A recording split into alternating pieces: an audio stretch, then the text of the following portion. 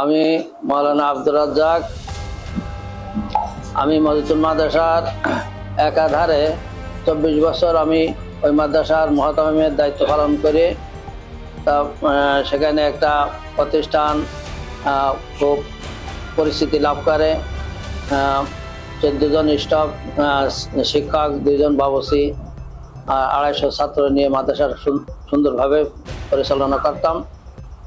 2018 সালে আওয়ামী লীগের সহায়তায়, চাকরাদার এবং মেয়র রফিকের সহায়তায় ওই গ্রামের কিছু আওয়ামী লীগ এবং সাথে কিছু অন্য দলেরও তাদের সাথে নিয়ে ওই মাদ্রাসাটা দখল করে আমাকে কিন্তু বিতাড়িত করে দেয়।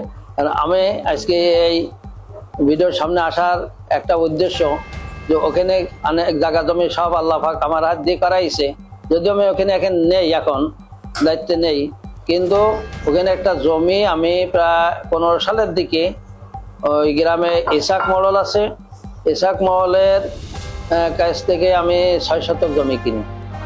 সেই সময় 1 শতক জমির দাম ছিল 2 থেকে 2.5 টাকা। আমি 4,000 টাকা করে 24,000 টাকা দিই। এই টাকাটা ইসাক মহলের ছেলে সাইদ ভান্ডারি করে, ও এবং ওর চাচা সৌরভ হোসেন মহল, 2 জন আমার থেকে 24,000 টাকা নেয় এবং ওর আব্বা ওই জমি 6 শতক জমি মজিদপুর কওমি মাদ্রাসার নামে লিখে দেবে। কিন্তু ওই 18 সালে পরে আসে আমাকে ওখান থেকে তাড়াইয়ে এবারে সাইদ ওই জমি ওর আব্বার কাছ থেকে লিখে নেয়। যে জমির জন্য সাইদ নিজে হাতে টাকা নিল, সেই জমি মাদ্রাসায় লিখে না দিয়ে ওর আব্বার কাছ থেকে নিজে লিখে নেয়। তো গত এই মাস খানেক আগে বা তার একটু বেশি হয়েছে, ওখানে পুকুর কাটে। ওর 6 শতক জমি যেটা লিখে নিয়েছে ওর নিজে মাদ্রাসায় না দিয়ে এখানে পুকুর কাটতে আসে ওই মেশিন দিয়ে। তখন আমি বর্তমান যিনি ইউনো স্যার আছেন ওনাকে আমি ফোন করে জানাই। উনি এসিলান সাহেবকে পাঠাইছিলেন, এসিলান সাহেব এসে দেখে গেছেন, কাজ বন্ধ করে দিয়ে যায়। এরপরে এসিলান সাহেব আমাকে এবং ওই পক্ষকে ডাকে। এসিলান অফিসে যায়, তারপরে প্রথম টাকা নেছে বলে অস্বীকার করে, পরবর্তীতে স্বীকার করে এবং আমি সাক্ষী নিয়ে গেছিলাম। ওই গ্রামের মজিদপুর গ্রামের কয়েকজন সাক্ষী নিয়ে যায়। তাদের কাছে এসিলান সাহেব জিজ্ঞাসা করলেন যে টাকা কি জন্য দিয়েছিলেন? জমি কেনার জন্য। কত টাকা? 24,000 টাকা।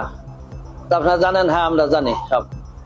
তখন সাইদ বলে ঠিক আছে, ওটা আমি এটা মীমাংসা করি ভালবানে। কিন্তু এই পর্যন্ত কোনো মীমাংসা সে করেনি।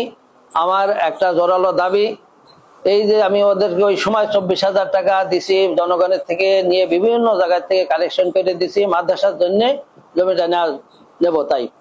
কারণ সে ওই জমিটা নিজের নামে লিখে নিয়েছে। আমি প্রশাসনের কাছে জোর দাবি জানাই, কিন্তু আমার ব্যক্তিগত কিছু না, যেন সাইদ এই জমিটা মাদ্রাসার নামে দিতে বাধ্য হয়, তার প্রয়োজনীয় ব্যবস্থা গ্রহণ করার জন্য আমি সবিনয় অনুরোধ জানাচ্ছি প্রশাসনের কাছে।